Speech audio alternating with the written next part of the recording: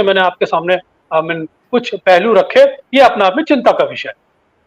जी, बहुत सुंदर बिंदु उठाए आपने। मैं राजू साहब आपके पास आऊंगा, फिर अनिल जी के पास। G20 की मीट से पहले 19 मीट हुई, जो मिनिस्ट्री लेवल की मीट होती हैं अलग अलग विषयों के ऊपर, साइबर सिक्योरिटी हो, कृषि हो, एजुकेशन हो, स्वास्थ्य हो, भ्रष्टाचार हो, बहुत सारे विषय हैं उसके अंदर जो उठाए गए हैं। कमाल की बात है कि उन 19 मीट में एक में भी आउटकम डिक्लेरेशन नहीं है, एक में भी फॉर्मल डिक्लेरेशन नहीं है, और मोदी इतने बेचैन थे कि भाई कैसे भी करके दिल्ली में एक डिक्लेरेशन निकलवा दो, मेरी इज्जत बच जाए। कमाल है, समिट पूरा ही नहीं हुआ सर, पहला दिन पूरा नहीं हुआ और डिक्लेरेशन बाहर निकलवा दी। ये आज तक कभी हुआ नहीं है। ये भी एक इतिहास है। जब ब्रिक्स के समिट लो, एससीओ के समिट लो, या दूसरे कोई और समिट लो, हमेशा जब समिट खत्म होने पे आता है तब उसकी फॉर्मल डिक्लेरेशन आती है। यहां तो पहला दिन ही नहीं खत्म हुआ था और डिक्लेरेशन बाहर आ गई है। यानी कि उसके अंदर वो चर्चाएं होती हैं जो बाद में दूसरे दिन भी उसमें शामिल की जाती हैं कि उसमें क्या चर्चा हुई है।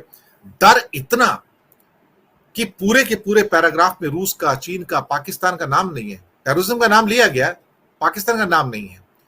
तो आप जब किसी देश का नाम ही नहीं लेना चाहते हो, एक आदर्शवादिता एक स्थिति है कि हमें सच बोलना चाहिए, हमें अच्छा व्यवहार करना चाहिए, यूनाइटेड नेशन में कहा कि सबकी अखंडता का पालन करना चाहिए, हमें ये करना चाहिए, वो तो सारी किताबों में लिखा है सर, सारे ग्रंथों में लिखा है, उसमें कौन सी बात है। अगर वही बना के एक डिक्लेरेशन पास करना है तो भाई मत करो ना। वो सबके पास गीता, बाइबल, कुरान सबके पास पड़ी हुई है। भगवान जीसस की जो स्टोरीज हैं, जो उनकी कथाएं हैं, वो भी उनके पास पड़ी हुई हैं, जो उपदेश है वो भी पड़े हुए हैं। जरूरत क्या उसकी सर, आप बताओ ना मुझे।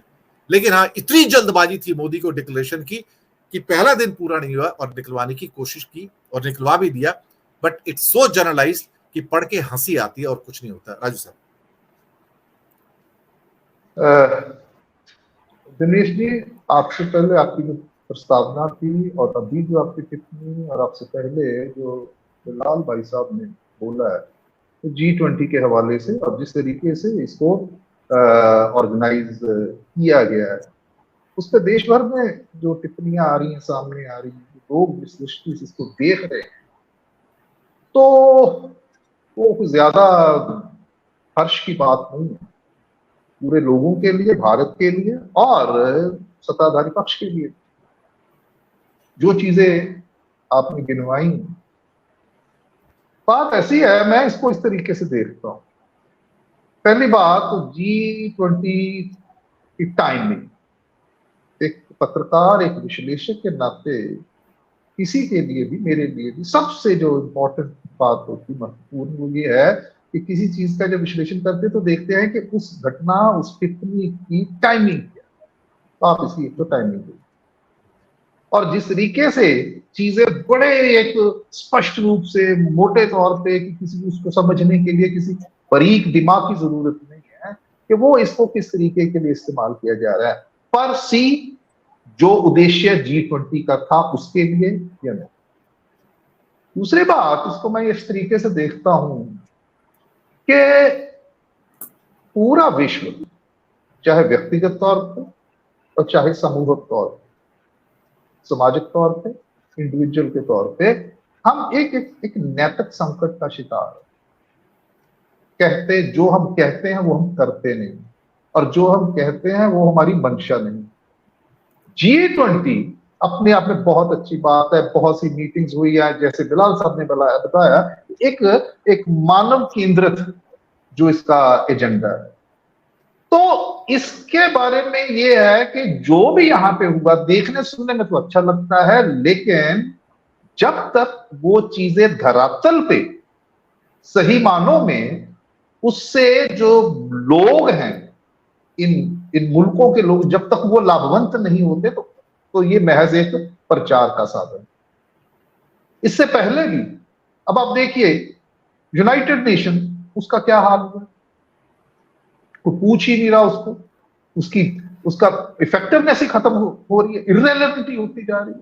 उसके बाद जो रीजनल तौर पे हुए, EU का गठन हुआ है, ब्रिक्स का हुआ है, और जो हमारी भारत की जो नेहरूवियन एरा का जो एक नॉन अलाइड मूवमेंट थी, जब दो बड़े ब्लॉक थे, रशिया और अमेरिका, सोशलिस्ट और इंपीरियलिस्ट जिसको कहते हैं कम्युनिस्ट की भाषा में, तो हमारा एक नॉन अलाइंड था, थर्ड वर्ल्ड कंट्री से।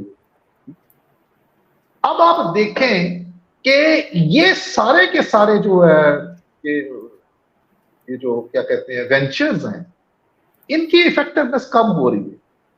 क्यों कम हो रही है? क्योंकि इसके साथ ये जो नई चीज जुड़ रही है, जिसे हम कहते हैं कि इसको एक अपने राजनीतिक उद्देश्य के लिए इस्तेमाल किया जा रहा है।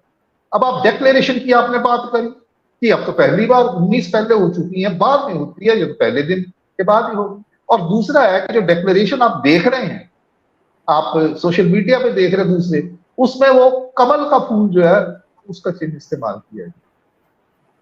ये ऐसे नहीं हुआ, अचानक नहीं हुआ, इसके पीछे एक समझ है किसको प्रोजेक्ट किया जा रहा है। एक तो बात ये हुई, बाकी ये जो खर्च हुआ, ये हुआ, वो हुआ, ये सारी बातें अपने तौर पे सही है। तो जिस तरीके से इसका प्रचार किया गया है, उसको लेके जो जो एक किंतु परंतु है, जो वो प्रश्न चिन्ह है, वो लग रहे।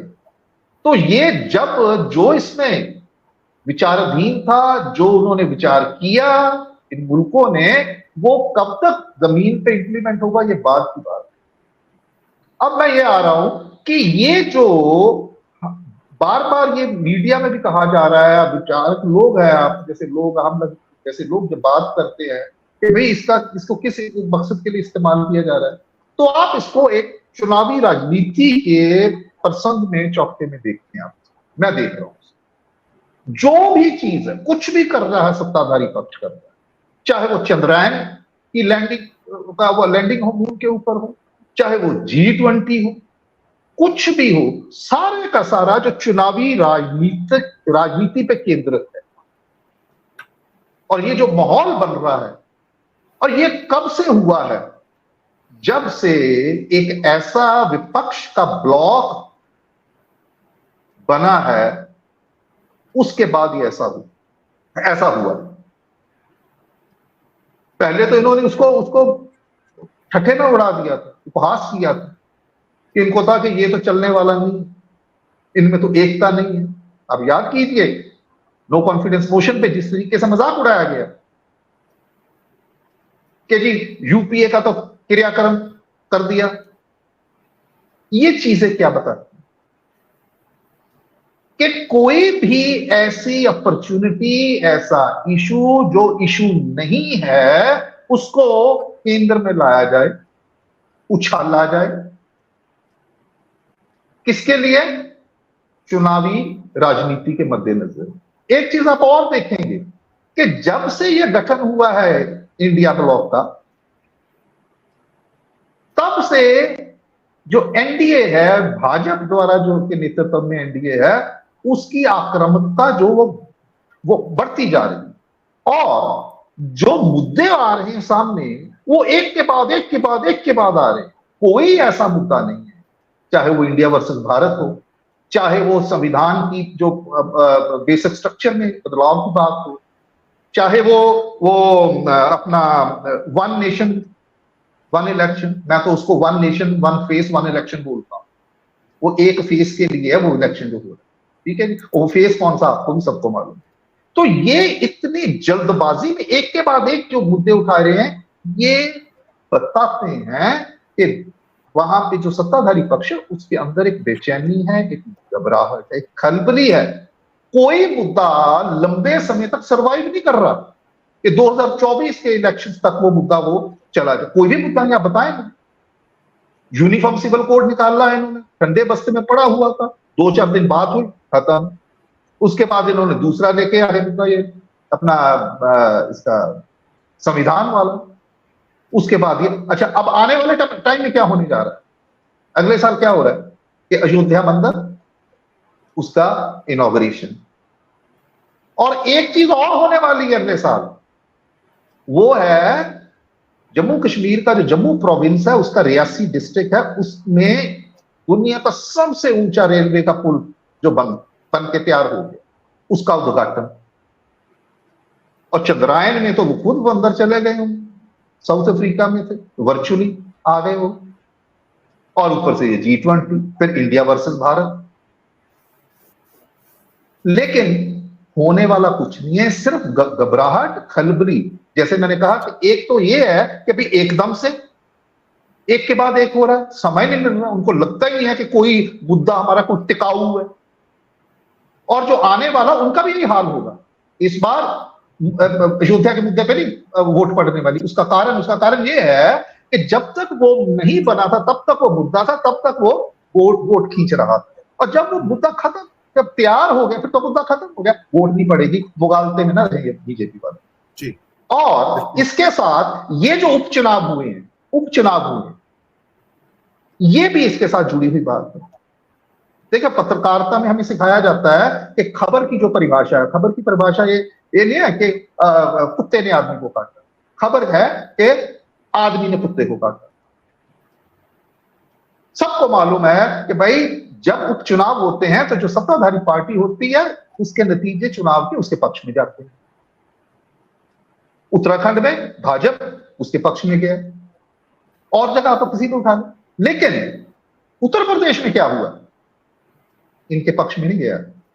और आप देखें कि उसका मार्जिन, जैसे आपने बड़ा इसको चिन्हित किया था कि भाई पोस्टल जो बैलेट है 45 इनको मिले हैं, इनके अगेंस्ट जो है वो 145 मिले। हालांकि ये बड़ी छोटा सा कारण है, लेकिन ये बहुत कुछ कह रहा है। ये एक छोटा सा फैक्टर, जो लोग सरकारी तंत्र में हैं वो भी इनके साथ खुश नहीं। वोट का मार्जिन, फिर डिफेक्शन की पॉलिटिक्स इनकी, वो डिफीट हुई है।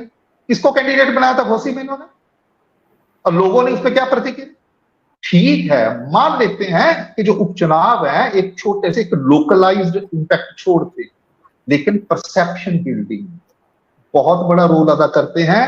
वो इसलिए क्योंकि जिस वक्त ये उपचुनाव हुए हैं उस वक्त हिंदुस्तान में जो आगामी चुनाव है उसका जो पारा है वो बढ़ रहा है लगातार, आए दिन माहौल गर्म हो रहा है। तो यहां पे तो हमने टेस्ट कर लिया मूड एक छोटी सी घोसी का। क्या बात है, क्या पता है कि बाकी के हिंदुस्तान के बाकी के हिस्सों में कुछ ऐसा ही लोग सोच रहे हो, लेकिन उसकी जानकारी इसलिए नहीं है क्योंकि अभी तक वहां पे कोई ऐसा टेस्ट, जो उपचुनाव जैसा टेस्ट नहीं हुआ है। लेकिन मैं मानता हूं कि परसेप्शन बिल्डिंग के जो, और उस स्टेट में जहां पे जिसके मुख्यमंत्री को मोदी जी का सब्स्टिट्यूट माना जा रहा है कि उन्होंने बहुत बड़े एडमिनिस्ट्रेटर है, और वहां पे अगर सत्ताधारी पक्ष के उलट ऐसा वाला लोगों का वर्डिक्ट आता है तो ये मान के चलिए कि खलबली है इनके अंदर, बेचैनी है। मैं ये नहीं कह रहा कि इंडिया अलायंस जो है उसने ओवरटेक कर लिया, लेकिन उसका जो ऊपर जाने वाला रुझान है, असेंडेंसी है, वो बहुत रैपिडली इंक्रीज हो रही है। इसलिए ये सब कुछ हो रहा है, इंक्लूडिंग जी समिट का जो इन्होंने ऑर्गेनाइजेशन है, जो ऑर्गेनाइज किया जिस तरीके से, उसमें भी ये एक चुनावी फायदा जो है वो देख रहे हैं, ताक रहे हैं। तो अनिल जी आपके पास बहुत विस्तार से